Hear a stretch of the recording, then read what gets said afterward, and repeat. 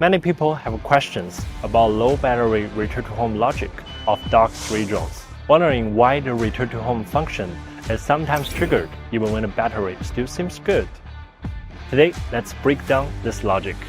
First, the battery level that triggers automatic RTH during the flight is not a fixed percentage.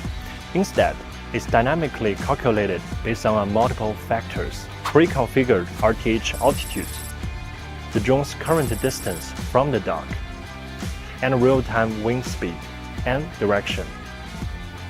The system then figures out the minimum battery power required for a safe return, and an additional 15% safety buffer is added to account for unexpected conditions, ensuring reliable flight safety.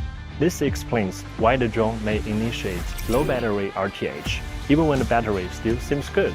Next, I would like to share two important safety notes. 1. When the battery is low, let the drone go home and please don't manually cancel it. Our after-sales analysis shows that some users manually cancel the RTH to continue their operation, which can lead to insufficient battery power to return to the dock and result in a forced landing. 2. The higher drone flies, the greater the flight resistance and operational risk. If the weather conditions are poor or winds are strong, we recommend RTH even when the battery reaches 50%. Finally, there is a special safety strategy in place.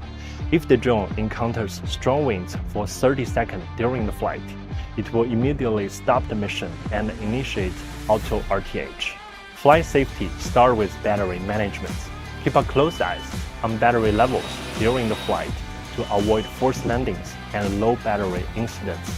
Fly safe